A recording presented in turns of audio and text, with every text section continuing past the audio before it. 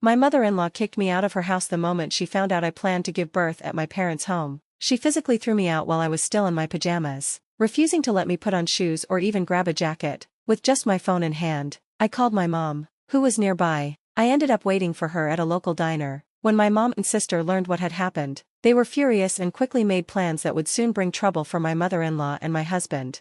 I'm Emma, 29 years old. I married Jerry, 31, a year ago. His father is the owner of a large company, and Jerry is being groomed to become the next CEO. Currently, he's getting experience at one of the smaller branches. We met at work, and I had no idea about his family's business empire until just before our wedding. His revelation that he was in line to take over as CEO completely surprised me. He was so confident and well-liked that once he explained, everything clicked, and suddenly I found myself as the wife of a future CEO.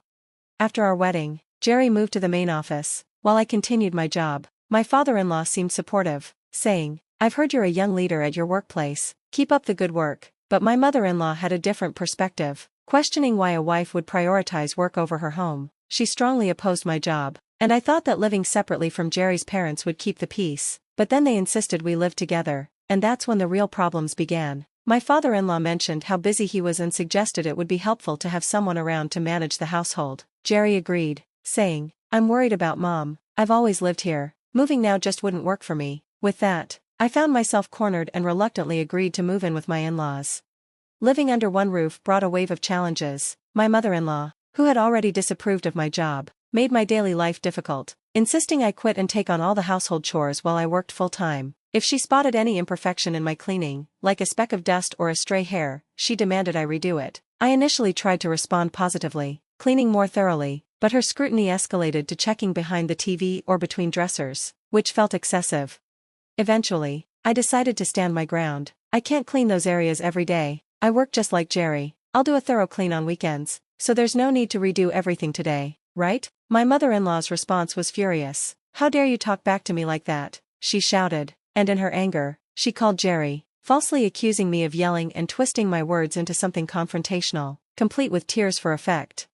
I hoped Jerry would see reason and defend me. "Mom, Emma is working too. Maybe you could be a bit more understanding," I thought he might say. Instead, he disappointed me. "Why did you upset Mom like that? She was just trying to help," he said, siding with her. This response highlighted the stark contrast in expectations and support within our family. "Why are you getting upset?" Jerry admonished me, firmly taking his mother's side. At that moment, I realized that the only person I might rely on in that household was my father-in-law, but his frequent absences left me navigating the tension alone.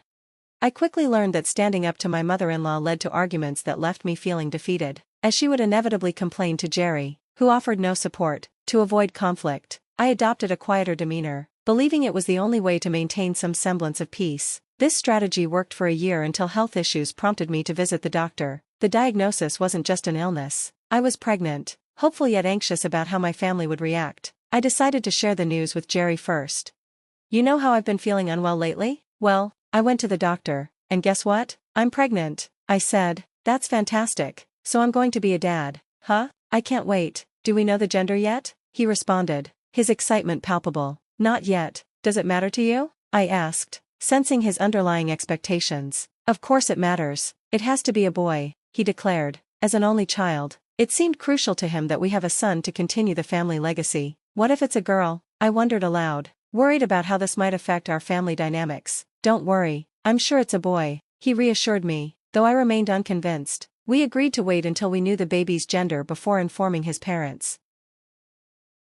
When we found out we were having a girl, I was overjoyed and determined not to fall into any gender biases. Jerry, however, was less than enthusiastic. "A girl? Are you sure? Can you get it checked again?" he asked, disappointment evident in his tone. His reaction left me feeling anxious about how my mother-in-law would respond. Despite his initial letdown, I dreaded the impending conversation with her, uncertain about how we would navigate the challenges ahead. Eventually, we realized we could no longer keep the pregnancy a secret from the in-laws. I gently nudged Jerry to break the news. "Well, I'm pregnant," he told them. My father-in-law's face lit up with genuine joy. "That's wonderful, Emma. We're finally going to have our first grandchild," he exclaimed. However, my mother-in-law's response was immediate and pointed. "So, what's the gender?" she asked, hesitation creeping into her voice. "It's a girl," I replied. "A girl, huh? I hope she's as lovely as you, Emma," my father-in-law said warmly, clearly unconcerned about the gender, but my mother-in-law's disappointment was palpable. A girl, not a boy? It has to be a boy to make sense for Jerry, she muttered under her breath. I was taken aback by her reaction, but before the tension could escalate, my father-in-law intervened. Honey, why would you say that? Whether it's a boy or a girl, they're still our grandchild. Can't you just be happy? He chided gently. She fell silent after his reprimand, but I sensed her mood would shift again soon. True to my instincts, as soon as my father-in-law left for work the next day, she confronted me. Just because you're pregnant doesn't mean you can slack off on the housework. You're not planning to quit your job, are you? If not, keep up with your chores. Pregnancy isn't an illness, you know. Hearing these words from another woman, especially one who had experienced pregnancy herself, was startling. It made me reconsider whether staying here was truly the best choice for my child. My family home was about a 4-hour train ride away. Since my dad passed away early, my mom and older sister had been living there together. Perhaps if I shared everything with them, they would welcome me back.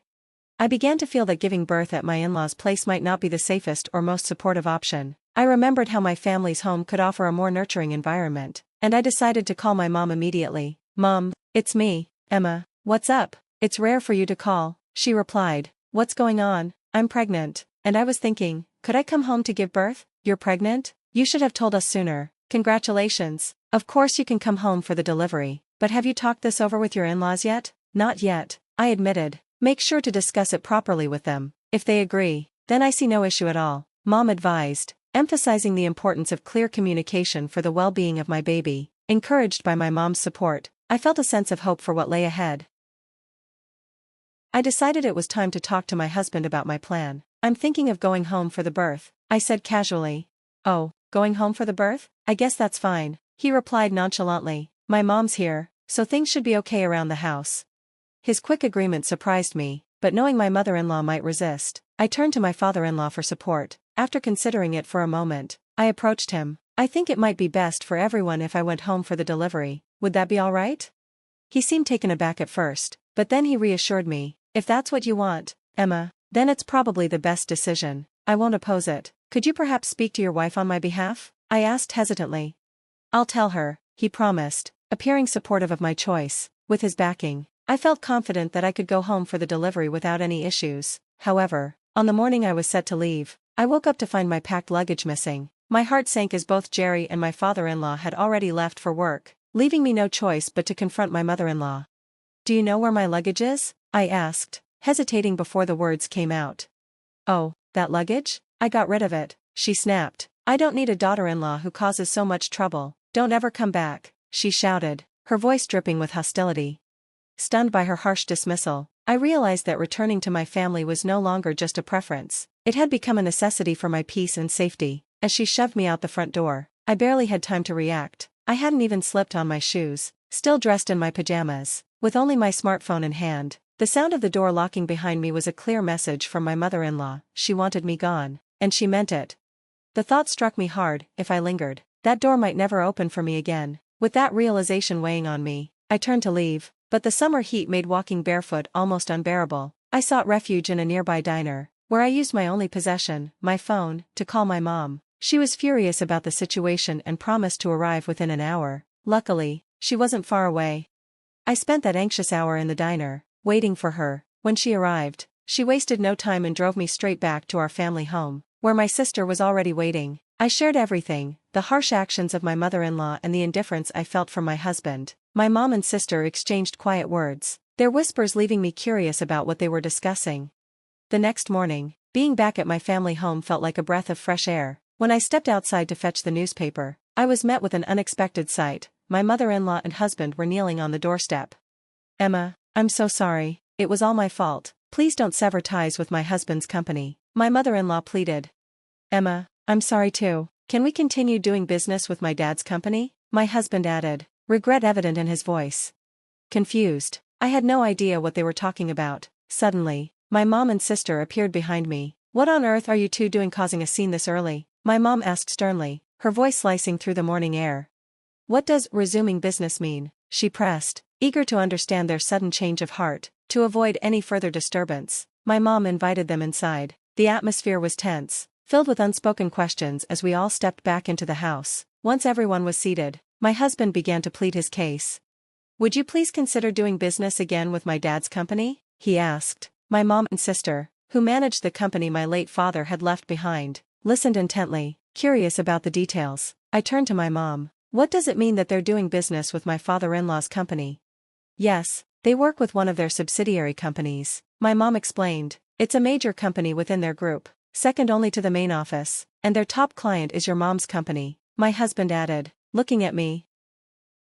This revelation took me by surprise, and apparently, it surprised my husband too. I chuckled softly. That's news to me as well. As I thought back, I remembered my in-laws mentioning their long-standing mutual indebtedness when they first met. However, the warmth of nostalgia quickly faded when my mom interjected with firm resolve.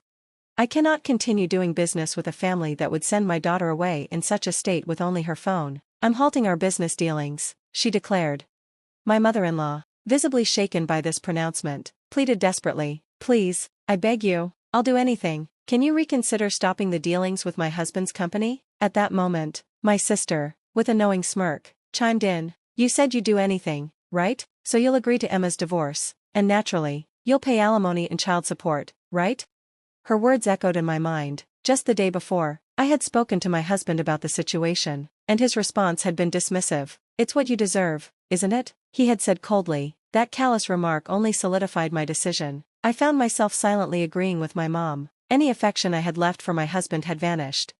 I would have suggested divorce myself if my sister hadn't made the point so effectively. Thanks to her well-timed comment, the dynamics of the conversation shifted decisively in our favor. My mother-in-law, though reluctant, finally asked, even if it means agreeing to a divorce, will you resume business with my husband's company?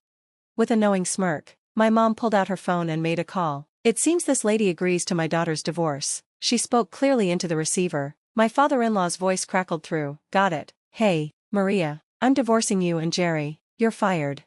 Those were the drastic terms he set for resuming business. My mom added firmly, I cannot forgive the two of you for how you treated Emma. You both deserve to face the consequences.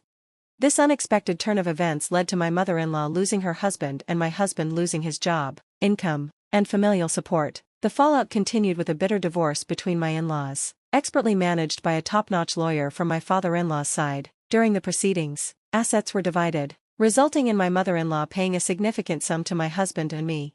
I, too, initiated my divorce. Living with a husband so heavily influenced by his mother was no longer an option for me. I received compensation for the emotional distress inflicted by both my mother-in-law and husband, as well as child support for our unborn child. The financial strain became so overwhelming for them that they had to tap into their savings and ultimately take on debt. Under the weight of my father-in-law's influence and my mom's resolve, my now ex-husband found it increasingly difficult to secure a job in his previous field. He ultimately had to switch careers, moving into customer service, a significant and humbling change that underscored the profound consequences of the family turmoil. However, he underestimated his new role and soon faced numerous complaints, leading to a swift termination. Now, he's living with his mother, barely scraping by with daily wage jobs. My mother-in-law and ex-husband, once accustomed to a lavish lifestyle thanks to my father-in-law's generosity, now reside in a cramped one-bedroom apartment. Their relationship, once close, has soured, and they argue frequently. I sometimes wonder if there's any hope or joy left in their lives. Meanwhile, I safely gave birth at home to a healthy baby girl, surrounded by the unwavering support of my mom and sister. As things settle down, I'm planning to join my mom's company, looking forward to a fresh start in my professional life. I did inform my ex-husband about our daughter's birth, but he hasn't followed up, showing little interest. All I expect from him is to fulfill his child support obligations. I have no intention of allowing him to be part of our daughter's life. From now on, my focus is on moving forward and building a fulfilling life with my daughter, supported by the love and strength of my family.